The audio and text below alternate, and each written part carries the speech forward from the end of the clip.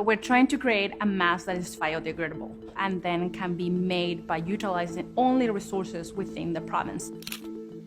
One hobby that I have these days is to walk around and take pictures of the masks that I see on the ground. So think about the degradation of those materials, where they are going to end up. And here I have been thinking, okay, fibers, forest-based materials can be really a solution because we can produce materials that are biodegradable. The beautiful thing about paper is that it's quite adaptable. So you can add wet strength agents, you can add antimicrobial agents, you can add a moisture barrier to help with longevity of the mask. So the work we're doing right now is just trying to get basically the recipe down. So all of these different elements we know fairly well.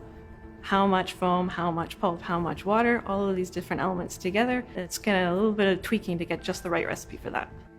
The mask is going to be created out of two components. One of them is the passive component, which will be around your face, and of course it has to be flexible enough to adapt to different people. And then the other component is the active components, which will utilize the foaming technique to try to create a material that is breathable and at the same time strong enough to capture any viruses.